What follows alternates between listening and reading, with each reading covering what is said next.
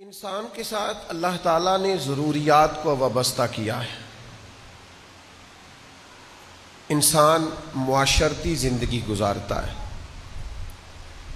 آپ اپنے سارے کام خود نہیں کر سکتے۔ آپ کو دوائی لینے کے لیے ڈاکٹر کی ضرورت ہے، تعلیم لینے کے لیے استاد کی ضرورت ہے، آپ کو مشوروں کے لیے اچھے اور تجربہ کار مشیر کی ضرورت ہے۔ انسان کو ضروریات پڑتی۔ اس کا ہرگز یہ مطلب نہیں ہونا چاہیے کہ انسان اپنے مزاج میں کسی قسم کا کوئی لالچ پیدا کر لے اور اس کی طبیعت اس طرح کی ہو جائے کہ میں نے گزارا ہی صرف لوگوں سے لے کے کرنا۔ مجبوریاں آ جاتی ہیں، انسان پر مشکل حالات بھی آ جاتے ہیں۔ کئی دفعہ حالات اس طرح کے ہو جاتے ہیں کہ وہ اکیلا ان حالات سے نمٹ نہیں سکتا، ان حالات کو عبور نہیں کر سکتا، اس کے لیے اسے دوسروں کی مدد کی ضرورت پڑتی ہے۔ اور وہ لوگ بڑے شاندار ہوتے ہیں جن کی مدد کی جاتی ہے، وہ معمولی لوگ نہیں ہوتے۔ اس انداز کی یہ واحد حدیث ہے کتب احادیث میں کہ حضور نے فرمایا، رب فرمائے گا قیامت والے دن کہ میں پیاسا تھا، تم نے مجھے پانی کیوں نہیں پلایا؟ میں بھوکا تھا، تم نے کھانا کیوں نہیں دیا؟ مجھے لباس کی ضرورت تھی۔ بلا مثال و بلا تشبیہ تو بندہ عرض کرے گا مالک تو کھانے پینے پہننے سے پاک ہے، تو رب فرمائے گا وہ جو میرا بندہ ضرورت مند تھا تو بندہ تو میرا ہی تھا نا۔ اس بندے کو دیکھیں اللہ نے درجہ کیا دیا ہے۔ اگر ضرورت مند ہو گیا ہے تو پھر اس کا ایک مقام ہے، کوئی شخص اسے حقیر نہ سمجھے۔ لیکن اتنے بڑے شرعی درجے کے باوجود بھی اس کو یہ اجازت نہیں ہے کہ یہ کوئی لالچ پیدا کرے یا اب یہ ذہن بنا لے کہ میں کوئی شخص اگر کسی وجہ سے میرے قابو آ گیا ہے، میرے حصار میں آ گیا تو میں اسے لوٹنا شروع کروں، میں کسی طریقے سے اس کے مال کو اپنے قریب کروں۔ دلوں میں ذہنوں میں شیطان یہ وسوسہ پیدا کرتا ہے کہ بس قابو کر لے۔ میں بڑے ادب سے اور احترام سے عرض کروں گا کہ ہمارے ملک میں ایک بہت بڑی جماعت مفت خوروں کی ہے، جو کوئی کام نہیں کرتے، جو کوئی جد و جہد نہیں کرتے، جن کا کوئی ذریعہ نہیں ہے۔ آپ کیا کام کرتے ہیں؟ میرا بھائی ملک سے باہر ہوتا ہے۔ آپ کیا کام کرتے ہیں؟ وہ جی بس والد صاحب جو ہیں انہوں نے مجھے کہا ہے کہ میں کام کرتا ہوں، آپ گھر کے معاملات کو دیکھ لیں۔ وہ انحصار کرتے ہیں، اللہ معاف فرمائے، ساری زندگی اسی طرح گزار دیتے ہیں۔ میں نے ایسے لوگ بھی دیکھے جو ڈھونڈتے پھرتے ہیں کہ آج دعوت کس کو ڈالنی ہے، آج کھانا کس کے ہاں کھانا ہے، آج کون شخص ہے جو ہمارے قبضے میں آئے گا تو ہم اس سے کہیں گے کہ تو ہمیں دعوت کھلا۔ یہ انداز درست نہیں ہے۔ مومن کی شان یہ نہیں ہے۔ مومن کا رازق تو اس کا اللہ ہے، اس کا تو عقیدہ بڑا ستھرا ہے، اس کے نظریات بڑے شاندار ہیں۔ وہ کبھی بھی اس طرح کا ذہن نہیں بناتا کہ وہ کسی سے کچھ چیز ہتھیا لے۔ تحفہ دینا لینا سنت ہے، پر تحفہ مانگ لینا، ذرا غور فرمائیں اس بات پر۔ یہ کیا بات ہوئی کہ تحفہ مانگ لیا آپ نے؟ مجھے بہت سارے دوست پوچھتے ہیں کہ آپ کی انگوٹھیاں بڑی تبدیل ہوتی ہیں۔ میں نے کہا دوست تبرک مانگتے، اب کیا کروں؟ تو ایک دوست نے مجھے مشورہ دیا، اس نے کہا جو تبرک مانگے اسے کہنا 2 دے جاؤ 1 لے جاؤ، کیونکہ اور جگہ بھی تو تبرک دینا ہے نا، صرف آپ کا ہی تو حق نہیں ہے۔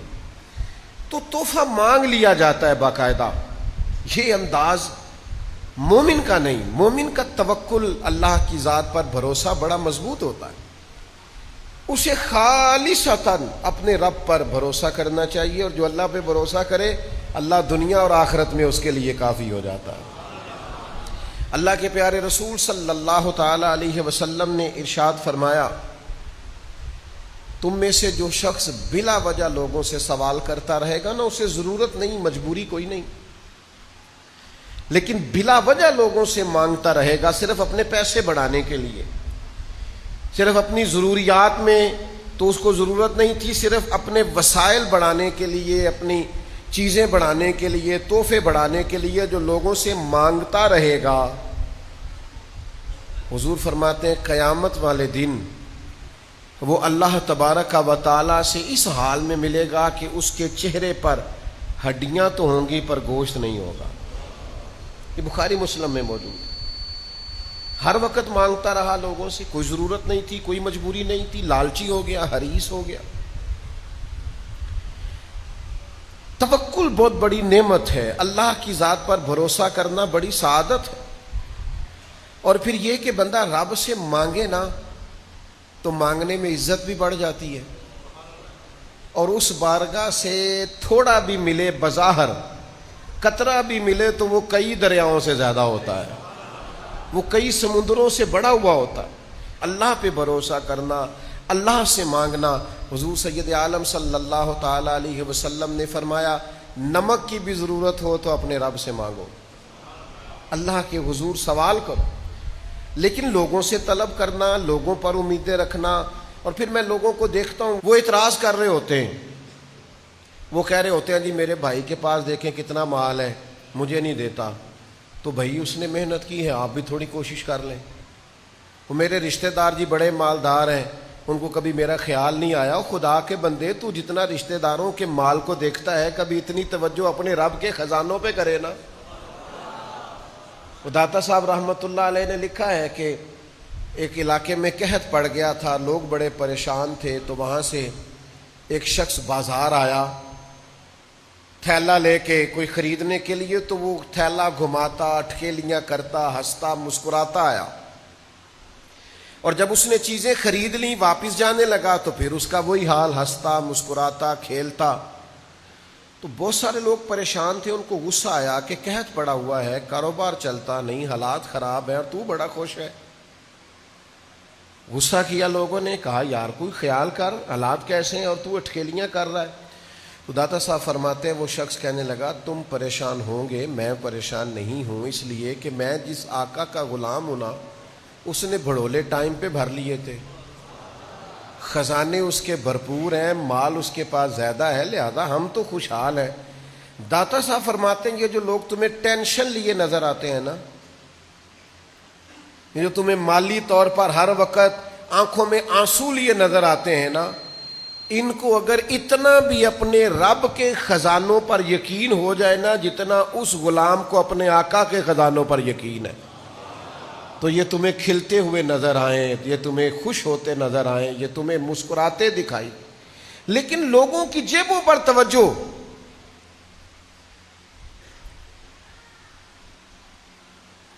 اور مانگنے کا نیا سے نیا سٹائل، طلب کرنے کا نیا سے نیا رنگ، نیا سے نیا ڈھونگ، نئی سے نئی واردات، ایسا ایسا طریقہ، ایسے ایسے شاندار لباس میں لوگوں کا آنا، اور اس طرح سے مطالبہ کرنا کہ جو سمجھ سے بالاتار ہے۔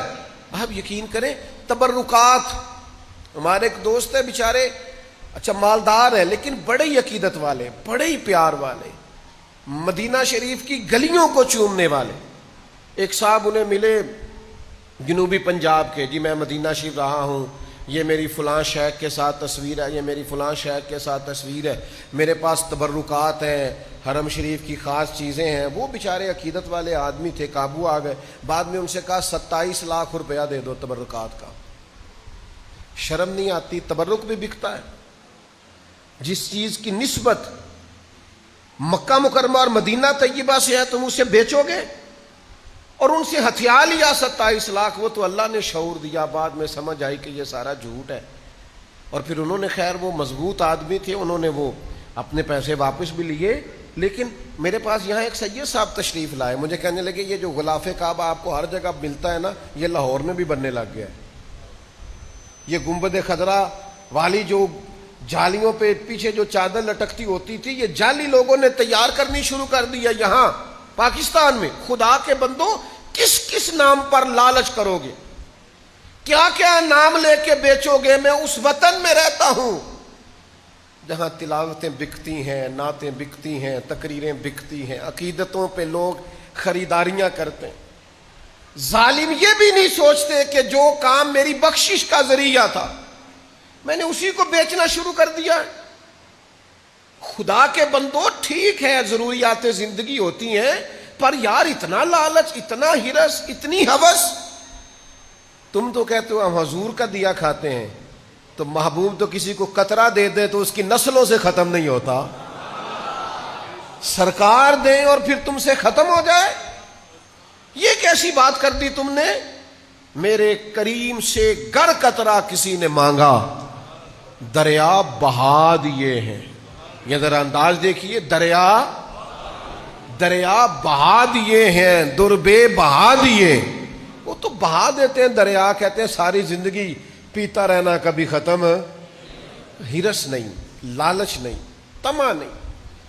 آپ اللہ تبارک و تعالیٰ کی بارگاہ کی طرف رجوع کریں, رسول کائنات کی بارگاہ کی طرف رجوع کریں. لیکن یہ مزاج. اور پھر ایک بزرگ تھے, پہلے غریب تھے پھر امیر ہو گئے, تو کسی نے مبارک دی کہ شیخ مبارک ہو, اللہ نے بڑے مال دے دیا. فرمانے لگے یار چھوڑ, پہلے ٹھیک تھا, جو پیار کرتا تھا ہم سے تو کرتا تھا نا, اب تو جو پیار کرتا ہے جیب سے کرتا ہے. اب تو لوگوں کو نظر آتا ہے کہ ادھر بھی مال ہے ادھر بھی مال ہے. پہلے 2-4 سجن تھے, پر تھے وہ جو ہماری ذات سے پیار کرتے تھے, انہیں ہم اچھے لگتے تھے. اب تو وہ جو چاندنی چاروں طرف چمکتی ہے نا, بے قدراں نے قدر نہیں کیتی خوب تسلی ہوں. او بھائی تھوڑا اپنی زندگی کے اندر اس سے چند قدم پیچھے ہٹیں, اپنے رب پر بھرو. اور پھر میں آپ کو ایک بات عرض کروں, ہم نے ان لوگوں کی بھی باتیں سنی ہیں جن سے لوگ سوال کرتے ہیں. میں نے پیسے کے معاملے میں لوگوں کو باتیں کرتے دیکھا ہے کہ میں کیا کروں جی, بھائی کا بوجھ بھی مجھ پہ ہے, فلانے کا بھی مجھ پہ ہے, فلاں بھی مجھ سے. باتیں کرتے ہیں لوگ. آپ ذرا کہیں دین کے لیے کہہ کے دیکھیں, آپ کسی دوست سے کہیں نامینیٹ کر کے یار یہ کام ہے, آپ چہروں کا رنگ بدلتا دیکھیں گے, آپ کیفیت بدلتے دیکھیں گے. لوگ کرسیاں گھما کے رخ پھیر لیتے ہیں, کہتے ہیں آپ نے بھی یہ کہنا شروع کر دیا ہے, آپ بھی یہاں تک آ گئے. حضرت امیر معاویہ رضی اللہ تعالیٰ عنہ سے کسی شخص نے ایک دفعہ پوچھا کہ حضرت آپ نے بڑی جنگیں لڑی, سالوں حکومت کی, زندگی میں پیچ و تاب دیکھے, مشکل کام کیا ہے؟ فرمایا مشکل کام ہے کسی بندے سے چندہ لینا, کہ یار دینا, یہ جہاد کے لیے ضرورت ہے. دنیا کا مشکل کام ہے. آپ کسی سے بھی بات کر, تو بھائی آپ کا خیال ہے کہ آپ نے بڑی چالاکی دکھائی اور آپ بڑے سمارٹ تھے اور آپ کی گفتگو بڑی لچھے دار تھی اور آپ کی باتوں میں بڑی معنویت تھی, تو سامنے والے نے فٹافٹ اپنی جیب سے آپ کو نکال کے دے دیا. ایسا نہیں ہوتا. وہ کوئی اور ہوتے ہیں جو کہتے ہیں میری سعادت ہے آپ نے مجھے کام بتایا, ورنہ لوگوں کے چہرے بدل جاتے ہیں. وہ تنہائی میں باتیں کرتے ہیں, وہ داستان سرائی کرتے ہیں, وہ لوگوں کو بتاتے ہیں. یوں تو ہر ایک کو شیطان سے ڈر لگتا ہے, پر مجھ کو اس دور کے کچھ انسان سے ڈر لگتا ہے, اور جس کی ہر بات میں پوشیدہ ہو نشتر کی چبھن, ایسے ہر صاحب احسان سے ڈر لگتا ہے. جو احسان جتلائے گا وہ نشتر کی طرح چبھے گا. کیوں آپ ادھر ادھر دیکھتے ہیں, 3 جوڑے بڑے کافی ہیں. ایک روٹی دوپہر میں کھا لی جائے نا, تو وہ انسان کے 24 گھنٹوں کے لیے کافی ہوتی. میرے ابا جی کہا کرتے تھے, پتر دانے پالو پڑولے چ تے اچار پالو مرتبانے چ, تے پرواہ نہیں. آپ اپنی عزت نفس کو قائم رکھیں, اپنا پردہ صرف اللہ رسول کے سامنے کھولیں. دنیا کچھ بھی نہیں دیتی میرے دوستو, سوائے اس کے کہ رسوا کرتی, سوائے اس کے کہ باتیں کرتی ہے. یتیموں کے بارے میں ہم نے باتیں کرتے لوگوں کو سنا ہے کہ ٹھیک ہے والد چلا گیا لیکن ساری زندگی کاروبار کیا, وہ پیسے کدھر ہیں, کدھر ہے ان کا مال, چھپایا ہوا انہوں نے رکھا ہوا ہے. ایسا تھوڑی تھا کہ ابا چلا گیا تو ان کے پاس کچھ نہیں. وہ جن کو آپ سمجھتے ہیں نا سرپرست ہیں, چاچے بابے ہیں, فلانے ہیں, اللہ ماشاء اللہ, وہ تو لمبی چوڑی گفتگو کرتے ہیں. خدا را اپنے معاملات کو سمیٹیے, قربان جائیں میرے رسول پاک کے انداز تربیت پر. حضرت صوبان بن مالک نے کہا, یعنی حضور نہ اس طرح کا اپنا غلام چاہتے ہیں. اور ذرا دیکھنا یار بھلا میں کیا کہنے لگا ہوں, نبی پاک نہ اس طرح کا سجانا, سوارنا, نکھارنا, تعمیر کرنا چاہتے. حضرت صوبان بن مالک بڑے عاشق قسم کے صحابی ہیں. عاشق یہ وہی ہیں جو مسجد میں بیٹھ کے رو رہے تھے, تو حضور نے پوچھا کیوں روتے ہو؟ عرض کی حضور آپ کے بغیر دل نہیں لگتا. تو کریم نے فرمایا روتے کیوں ہو؟ یا رسول اللہ یہ سوچ کے رو رہا ہوں کہ جنت میں کیسے زیارت ہوگی.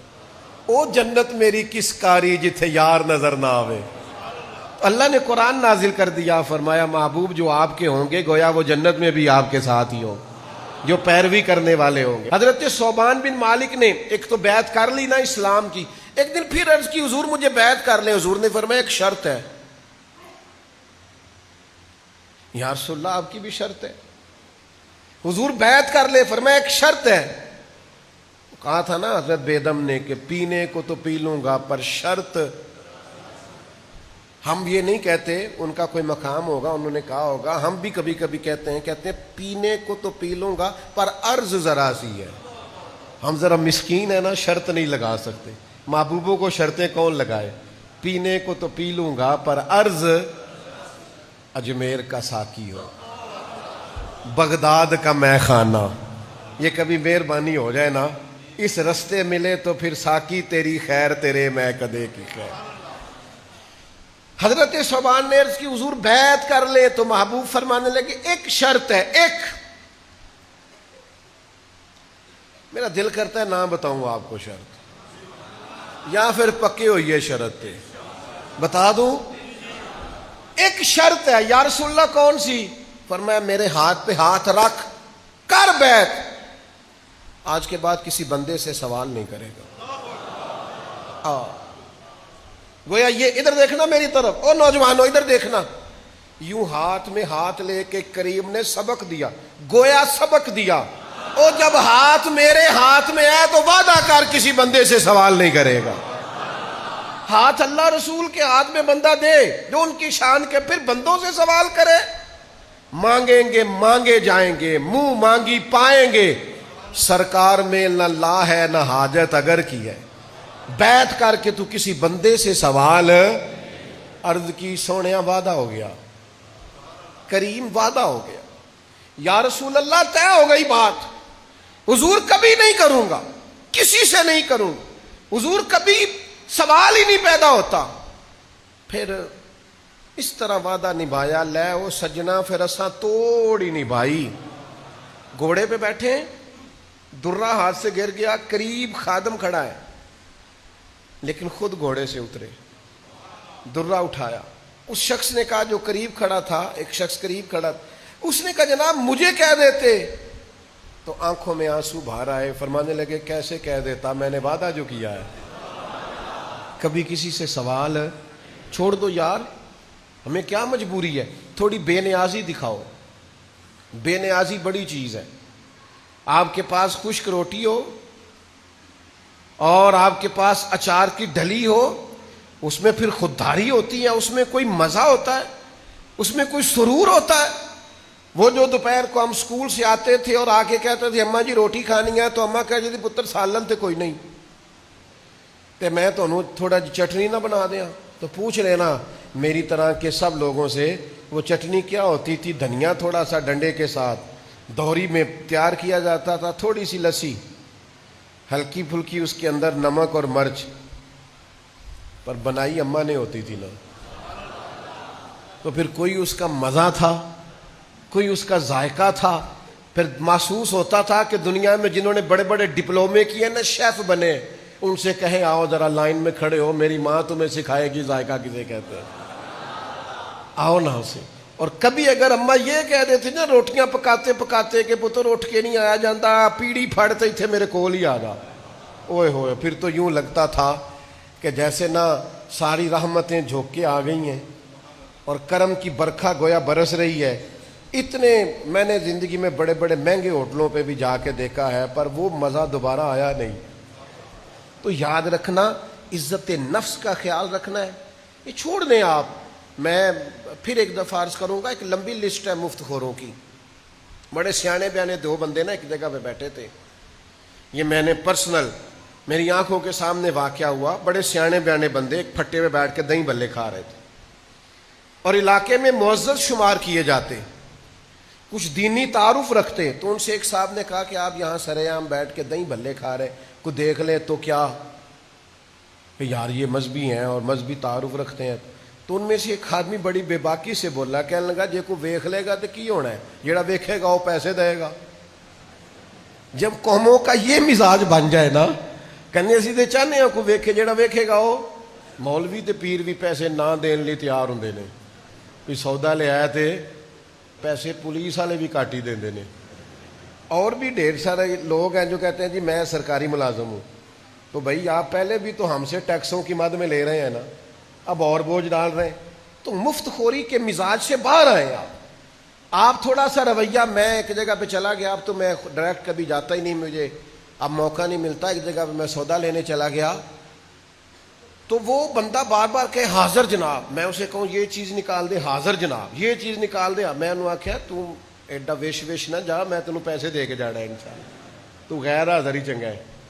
کہنے لگا کہ نہیں میں تھوڑے کو پیسے لیندہ چنگا تو نہیں لگتا. میں کہا پر میں مفت لیندہ بھی نہیں چنگا لگتا. ہاں یہ آرزوئے کرم اور میں آپ سے کروں, یہ بھیک اس کو دیجئے جس کا خدا نہ ہو. اللہ رسول سے مانگیں گے, رب رسول نے اتنا دیا ہے, وہ دیا ہے جو کبھی خواب میں بھی نہیں سوچا تھا. ادھر ادھر کیوں دیکھیں, ادھر سے نہ دیکھیں جدھر سے بھر بھر کے ملتا ہے. تو لہذا اپنی زندگی میں یہ جو مزاج ہے نا مفت خوری کا, اس سے ذرا باہر آئیں. تھوڑی ان چیزوں سے مجھے باتیں یاد آ رہی ہیں, میری طبیعت نہیں ہے پر حافظہ ذرا اچھا ہے, باتیں میرے ذہن میں محو رہ جاتی ہیں. ایک صاحب نے نا ایک دکان پہ, میں ویلڈنگ کا کوئی کام کرانے کے لیے بیٹھا ہوا تھا, تو موٹر ٹینکی لائے وہ پانی والی گھر سے. تو وہ تھوڑی سی انہوں نے ٹینکی کو نا اس سے ویلڈ کرایا, تو اٹھا کے چلنے لگے. تو بندہ کہنے لگا جی وہ 300 روپیہ دے دیں. کہنے لگا بچے پانی پین کے تینوں ثواب ہوئے گا. وہی بڑا سیاਣਾ تھا, کہندا مسجد دیے.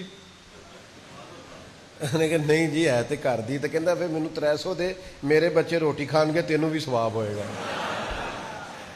عجیب فلسفہ ہے نا ثواب کا بھی ہمارا. تو میں بڑا محظوظ ہوا, ہنس ہنس کے میرا کوئی حال نہ رہا وہاں. میں نے کہا کمال ہو گئی ہے نا, ثواب کا کیا ترجمہ کیا ہوا ہے. مفت خوروں کی لمبی لسٹیں. یہاں ایک صاحب آئے ایک دفعہ, مجھے کہنے لگے اعلان کر دے میرا, لوگ مجھے میرے ساتھ تعاون کریں, میں نے عمرے پہ جانا ہے. میں نے کہا نفل کام کے لیے چندہ مانگنا جائز ہی نہیں. اللہ نے کہا من استطاع الیہ سبیلا, جس کے پاس طاقت ہو آئے. مانگ مانگ کے آپ جائیں گے کیوں؟ او خدا را مجھے معاف کر دینا, میں اس وطن کا رہنے والا ہوں جہاں سے لوگ ویزا لے کے عمرے کا جاتے ہیں اور بیت اللہ میں جا کے مانگتے ہیں, مدینے میں مانگتے ہیں. میں نہیں جانتا, مجھے نہیں تعارف, لیکن اللہ کے گھر میں بیٹھا ہوں, آپ مجھ پر اعتبار کریں گے. میں شرم سے اس دن پانی پانی ہو گیا جس دن مجھے پتا چلا کہ پاکستان کا ویزا چند ملکوں نے اس لیے بند کیا ہے کہ یہاں آ کے مانگتے ہیں. یہ ہمارا تعارف ہے دنیا میں, یہ ہمارا سٹائل ہے کہ آپ ویزا لے کے کسی ملک جا رہے اور مانگ رہے ہیں.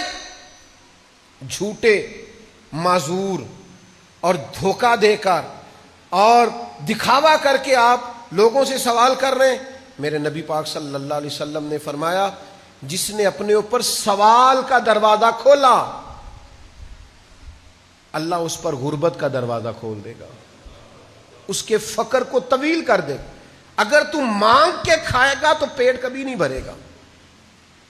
اگر تم مفت خوری کا مزاج پیدا کرے گا تو یہ پیاس اور بڑھے گی, یہ طلب اور بڑھے گی, یہ تیرے اندر اور کیفیات جم جائیں گی. لہذا میرے بھائی قطعاً نہیں. حضرت حکیم بن حزام میرے محبوب کے لاڈلے صحابی ہیں, کئی طرح سے ان کی روایت کتب احادیث میں آتی ہے. حافظ منذری نے اس طرح لکھی ہے کہ انہوں نے حضور سے کچھ مانگا, میرے کریم نے دیا, پھر مانگا حضور نے دیا, پھر مانگا حضور نے دیا. آخر میں کریم فرمانے لگے میرے ساتھ وعدہ کر اب کسی سے سوال نہیں کرے گا.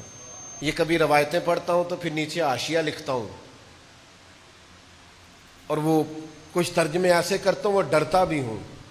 تو ڈر ڈر کے سیم سیم کے اس روایت کے نیچے بھی میں نے لکھا ہے گویا حضور نے ان سے کہا کہ جب 3 مرتبہ میں نے جو دے دیا ہے اب زندگی میں کسی سے سوال اب نہیں سوال کرنا. حضرت ابوبکر صدیق نے پیغام بھیجا کہ مال غنیمت میں آپ کا حصہ آ کے لے جائیں, فرمایا مجھے نہیں چاہیے, حضور سے وعدہ کیا. حضرت عمر اپنے دور خلافت میں بار بار پیغام بھیجتے رہے کہ حکیم بن حزام سے کہیں آ کے لے جائیں اپنا حصہ مال غنیمت میں سے. فرمایا میں نے نہیں لینا, حضور سے وعدہ کیا ہے. ایک دفعہ اتنا پیغام بھیجا جناب عمر نے کہ پھر حضرت عمر لوگوں سے فرمانے لگے سارے گواہ ہو جاؤ, میں نے حکیم کو بڑے پیغام بھیجے ہیں لیکن وہ اپنا حصہ لینے کو آتے. اور میرے بھائیوں, توکل اللہ کی ذات پر, بھروسہ, ان چیزوں سے تھوڑا اٹھ کر باہر نکلیں. یہ کیا بات ہوئی کہ ہم سارے ڈھونڈتے پھرتے ہیں, ہم ان چکروں میں پڑتے ہیں. مجھ سے ایک علامہ صاحب ناراض ہو گئے اور بڑے گہرے قسم کے ناراض ہوئے. میں نے کہا کہ میں چاہتا ہوں بچوں کو مدرسے میں دنیاوی تعلیم بھی دی جائے, اور میری یہ خواہش ہے کہ یہ کسی ادارے میں جا کے نوکری کریں, کسی بڑے ادارے میں یا اچھی جاب پر بیٹھیں یا بزنس کریں. تو مسجد کا کام جو ہے وہ فی سبیل اللہ کریں, یہ ساری زندگی چندے نہ جمع کریں. تو کہنے لگے اس طرح تو بچے توجہ ہی نہیں کریں گے مسجدوں میں. وہ تھوڑے ناراض ہو گئے, کہنے لگے آپ ان کو اگر دنیاوی تعلیم پڑھا دیں گے تو یہ توجہ ہی نہیں کریں گے. تو میں نے کہا بس سمجھ لیں آپ, جو بندہ بے نیاز ہوتا ہے جو بندہ بے نیاز ہوتا ہے پھر دولت کے پیچھے وہ نہیں بھاگتا, دولت اس کے پیچھے بھاگتی ہے. ہم چاہتے ہیں یہ بے نیاز بنے. یہ چندوں کا جو مزاج ہے, آج چونکہ موضوع ہے تو مجھے ساری باتیں کہنی پڑیں گی. وہ جو فٹ بال کی ٹیم بنتی ہے محلے میں, وہ بھی چندہ اکٹھا کرتی ہے کہ ہم نے فٹ بال خریدنے. جو ہاکی کی ٹیم بنتی ہے وہ بھی چندہ اکٹھا کرتی ہے کہ ہم نے وردیاں لینی ہیں. کرتے ہیں کہ نہیں؟ تو جب آپ بچپن میں ہی لوگوں کو اس کام پہ لگا دیں گے تو بڑے ہو کے اللہ پہ بھروسہ کریں گے. کرکٹ کی ٹیم, کرکٹ کی, وہ کہتے ہیں جی آپ چندہ ہمیں دے دیں, فلاں آدمی کو بلا لیں گے میچ پہ, تو وہ اس کے بیج بنے ہوئے ہیں, پشتوں پہ لگے ہوئے ہیں, اور یہ فلانی کمپنی نے ہمیں جناب شرٹس لے کے دی ہیں. خدا کے بندو, ایک کرتا تو بندہ خود سلوا ہی سکتا ہے. تو تھوڑا سا قوم کو ہمیں اس مورال کو بلند کرنا پڑے گا. اب یہ کہ میں وہ بات بھی کروں جس نے ہمارا یہ ماحول بنایا ہے. ہمارے حکمران پتہ کیا کرتے ہیں, بلوں میں کبھی قوم کو گنجائش نہیں دیتے. انہیں مہنگائی انہوں نے کم نہیں کرنی ہوتی. انہوں نے کہنا ہوتا ہے وہ اس طرح کرو, آپ اپنے اپنے شناختی کارڈ لے کے آ جاؤ, وہاں بٹنے لگا ہے, مفت کا آٹا وہ لے لو, وہاں تمہیں راشن ملے گا وہ لائنوں میں لگ کے لے لو, اور جناب وہ تمہیں 3,000 روپے فلاں انکم سپورٹ کے نام پر تمہیں ملیں گے وہ لے لو. قوم کو آپ بناتے ہی بھکاری ہیں. آپ یہ مزاج ہی نہیں بناتے کہ آپ ان کو ویسے آسانی دیں. ان کا آپ بجلی کا بل کم کریں, گیس کا بل کم کریں, ٹیلی فون کا بل کم کریں, بچوں کی فیسوں میں آپ کمی لائیں, کتابیں سستی کریں, آپ گروسری کا سامان سستا کریں تاکہ لوگوں کو مانگنا ہی نہ پڑے. لیکن آپ قوم کو بھکاری بناتے ہیں. آپ کہتے ہیں وہ لائن میں آ کے لوگوں راشن ملے گا, وہ لائن میں آ کے لوگوں آٹا ملے گا. یہ مزاج مومن کا یہ مزاج نہیں ہے. مومن تو اپنے رب سے مانگتا ہے, وہ اللہ سے. اور پھر آپ ظلم یہ کرتے ہیں کہ پردہ دار عورتیں اور بوڑھی عورتیں بیچاری لائنوں میں کھڑی ہیں اور آپ دھکے پلا رہے ہوں. تو خدا را واپس آئیں, اللہ کی ذات پر بھروسہ کریں, اپنے رب کے حضور. دیکھیں نا ان لفظوں کا کبھی آپ حسن محسوس کریں نا. حضور سید عالم علیہ السلام نے فرمایا, میں وہ روایت بھی آپ کو سنا چکا ہوں کہ اس میں رب فرماتا ہے کہ وہ میرا بندہ اگر بھوکا تھا تو بندہ تو میرا ہی تھا نا, تو نے کیوں نہیں دیا. اس غریب کی شان اپنی جگہ پہ ہے, لیکن اللہ کے محبوب نے 2 جملے کہہ کے بات کو بڑا کھول دیا. حضور فرمانے لگے اوپر والا ہاتھ نیچے والے ہاتھ سے بہتر ہے. اوپر والا ہاتھ نیچے والے ہاتھ سے.